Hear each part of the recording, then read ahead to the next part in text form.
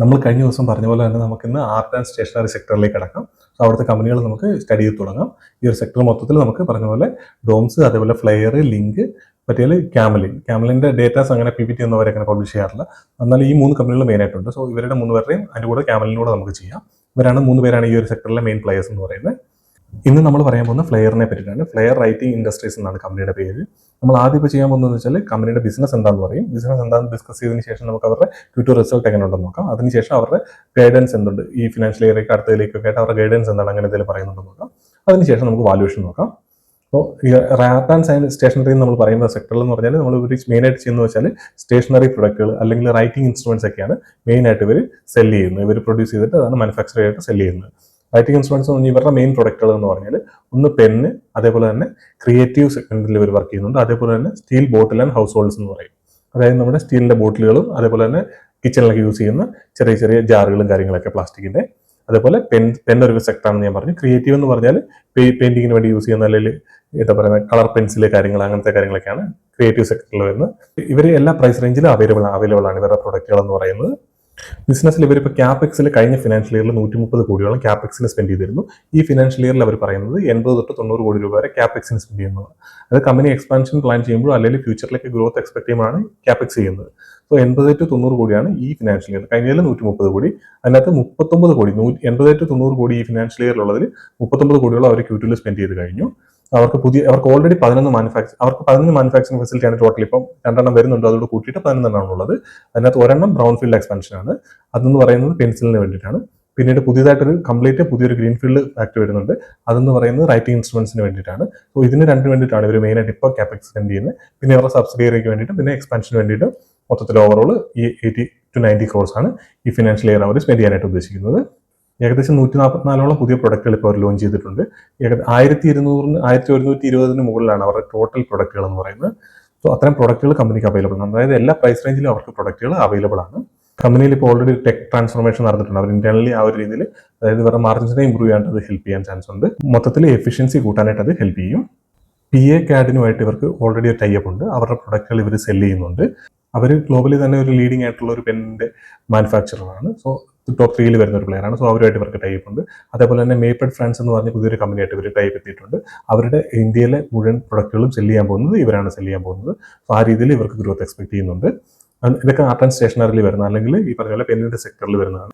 മേപ്പഡിന്റെ പ്രൊഡക്റ്റുകൾ എന്ന് പറഞ്ഞാൽ ഒരു സെമി പ്രീമിയം, അത് മിഡ് പ്രീമിയത്തിൽ വരുന്നതാണ്. കുറച്ചുകൂടെ പ്രീമിയം കൂടിയ, കുറച്ചുകൂടെ മാർജിൻ കിട്ടാൻ സാധ്യതയുള്ള ഒരു പ്രൊഡക്റ്റ് ആണ്. അതേപോലെ ഡിസ്നി ആയിട്ടും കമ്പനി ടൈപ്പിൽ എത്തിയിട്ടുണ്ട്. അതായത് കോ ബ്രാൻഡഡ് ആയിട്ട് പ്രൊഡക്റ്റുകൾ ഇവർക്ക് മാനുഫാക്ചർ ചെയ്യാനായിട്ട് ഇപ്പോൾ ഓൾറെഡി അവർ 20 പ്രൊഡക്റ്റുകൾ അവരിപ്പോൾ ഓൾറെഡി ഡിസ്നി ആയിട്ടുള്ള ടൈപ്പിൽ അവരുടെ ക്യാരക്ടേഴ്സിനെ യൂസ് ചെയ്തിട്ട്, ഇപ്പം പിള്ളേരാണല്ലോ കൂടുതലായിട്ട് ഇത് കൺസ്യൂം ചെയ്യാനായിട്ട് പോകുന്നത് ഇവരുടെ പ്രൊഡക്റ്റുകൾ. അപ്പോൾ അതുകൊണ്ട് തന്നെ അവരെ കൂടുതൽ അവർക്ക് അട്രാക്റ്റീവ് ആക്കാനായിട്ട് ആ രീതിയിൽ ഡിസ്നിയുടെ ക്യാരക്ടേഴ്സിനൊക്കെ യൂസ് ചെയ്തിട്ടുള്ള പ്രൊഡക്റ്റുകളാണ് ഇവർ മെയിനായിട്ട് ഇവർ ചെയ്യുന്നത്. അതേപോലെ ഇവർ പ്രൊമോഷന് വേണ്ടി യൂസ് ചെയ്യുന്നത് രൺബീർ കപൂറിന്റെ അതേപോലെ രൺവീർ സിംഗിന്റെ 2 പേരാണ് ഇവർ പ്രൊമോഷൻസിന് വേണ്ടിയിട്ട് യൂസ് ചെയ്യുന്നത്.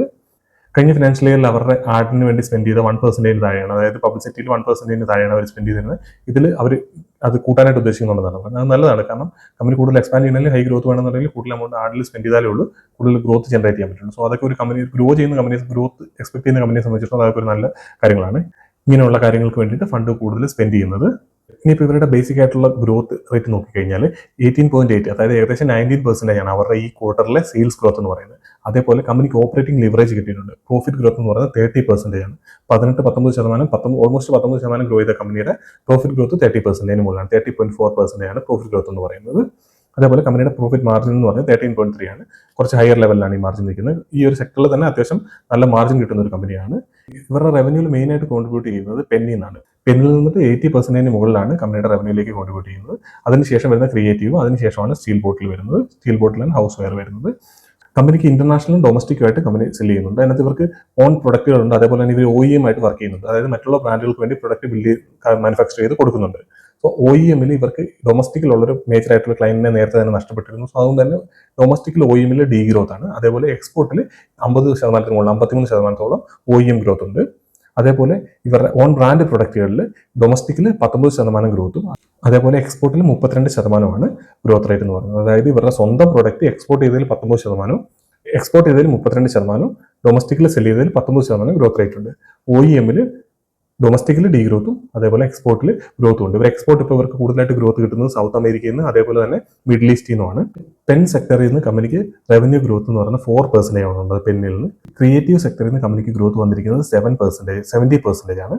അതേപോലെ ബോട്ടിൽ ആൻഡ് ഹൗസ് വെയറിൽ നിന്ന് വന്നിരിക്കുന്നത് സ്റ്റീൽ ബോട്ടിൽ ആൻഡ് ഹൗസ് വെയറിൽ നിന്ന് വന്നിരിക്കുന്നത് 121% ആണ്. അത് ഏറ്റവും കൂടുതൽ ഗ്രോത്ത് വന്നിരിക്കുന്നത് സ്റ്റീൽ ബോട്ടിലിൽ നിന്നാണ്. സോ അത് ചെറിയൊരു പോർഷൻ ആയിരുന്നു ഇവരുടെ സെയിൽസിൽ റവന്യൂ ഗ്രോത്ത് ഉണ്ടായിരുന്നു. അതുകൊണ്ടാണ് ആ രീതിയിൽ ഗ്രോത്ത് വന്നിരിക്കുന്നത്. പക്ഷേ എന്നാൽ പോലും ഡബിൾ ആയിട്ടുണ്ട്. 26 crore ഉണ്ട് അവരുടെ റവന്യൂവിലേക്ക് കോൺട്രിബ്യൂട്ട് ചെയ്തിരിക്കുന്നത് സ്റ്റീൽ ബോട്ടിലിൽ നിന്ന്. സോ അവരവിടെ കൂടുതൽ രീതിയിൽ എക്സ്പാൻഡ് ചെയ്യാൻ പ്ലാൻ ചെയ്യുന്നുണ്ട്. അതേപോലെ തന്നെ ഈ പറഞ്ഞ ക്രിയേറ്റീവ് സെക്ടറിൽ നിന്ന് അവർക്ക് 70% അതായത് ഹൈ ഗ്രോത്ത് വരുന്നുണ്ട്. പെന്നാണ് ഇവർ 80% ഉള്ളത് റവന്യൂവിൽ. സോ അതിൽ 4% മാത്രമേ ഗ്രോത്ത് വന്നിട്ടുള്ളൂ. മാനേജ്മെന്റിന്റെ ഗൈഡൻസ് എന്ന് പറയുന്നത് ഈ പെൻ സെക്ടറിൽ ഇവർ ഹൈ സിംഗിൾ ഡിജിറ്റിൽ ഗ്രോ ചെയ്യുന്നത്. ഹൈ സിംഗിൾ ഡിജിറ്റ് എന്ന് പറഞ്ഞാൽ ഒരു 8-9% ഗ്രോ ചെയ്യുമെന്നാണ് മാനേജ്മെന്റ് പറയുന്നത്.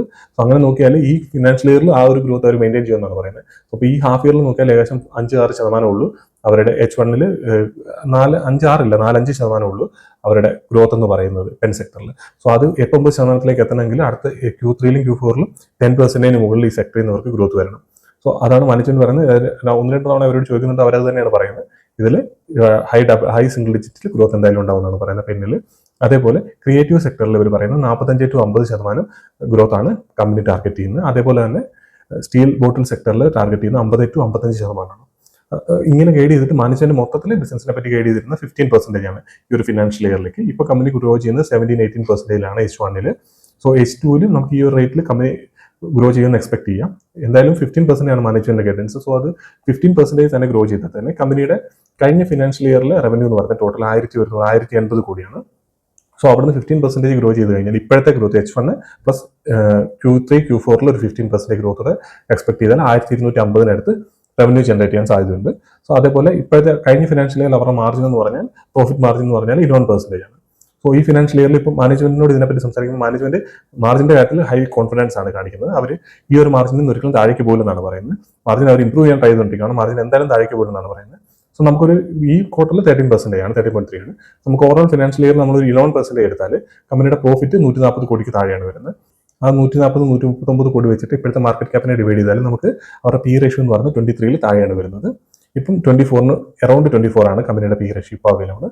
അതായത് അടുത്ത ഫിനാൻഷ്യൽ ഇയർ എൻഡ് ചെയ്യുമ്പോൾ അവർ പി റേഷ്യോ 23-ൽ താഴേക്ക് എത്താനുള്ള സാധ്യതയാണല്ലോ ഇപ്പോഴത്തെ ഗ്രോത്ത് വെച്ചിട്ട്. 15-20% ഗ്രോ ചെയ്യുന്ന ഒരു കമ്പനി 23 P-യിലാണ് ഏകദേശം അവൈലബിൾ ആയിട്ടുള്ളത്. സോ ഇത് ഓർത്ത് വെച്ചേക്കണം, കാരണം നമുക്ക് അടുത്ത കമ്പനികൾ കമ്പയർ ചെയ്യുമ്പോൾ നമുക്കിത് യൂസ്ഫുൾ ആയിട്ട് വരും. സോ ഇത് ഈ ഒരു കമ്പനിയുടെ ഈ ഒരു ഗ്രോത്തും ഈ ഒരു പി റേഷ്യോ ഒന്നും മാത്രം ഇരുന്നിട്ട് നമുക്ക് കാര്യമില്ല. ഇവരുടെ പീർസ് എങ്ങനെയാണ് പെർഫോം ചെയ്യുന്നത് എന്നുള്ള കാര്യം നമുക്ക് നോക്കേണ്ടതായിട്ടുണ്ട്. സോ അത് കഴിയുമ്പോഴത്തേനാണ് നമുക്ക് മൊത്തത്തിൽ ആ ഒരു സെക്ടറിനെ പറ്റിയിട്ടും ഇവിടുത്തെ കമ്പനികളുടെ ഗ്രോത്തിനെ പറ്റിയിട്ടും നമുക്കൊരു ധാരണ വരിക.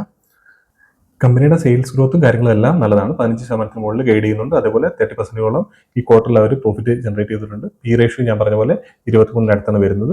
ആ രീതിയിലൊക്കെ നോക്കുമ്പോൾ നല്ല രീതിയിലുണ്ട് കമ്പനിയുടെ പെർഫോമൻസ്. പക്ഷേ കഴിഞ്ഞ Q3-ൽ അവരുടെ ബേസ് കുറച്ച് കൂടുതലാണ്. അതുകൊണ്ട് തന്നെ ഈ Q3 റിസൾട്ട് വളരെ ഇമ്പോർട്ടൻ്റ് ആണ്. സോ കമ്പനി എങ്ങനെയാണ് പെർഫോം ചെയ്യുന്നുള്ളൊരു അടുത്ത ക്വാർട്ടറിൽ എങ്ങനെയായിരിക്കും എന്നുള്ളത് ഇമ്പോർട്ടൻ്റ് ആയിട്ട് നമുക്ക് നോക്കേണ്ട ഒരു ഫാക്ടറാണ്.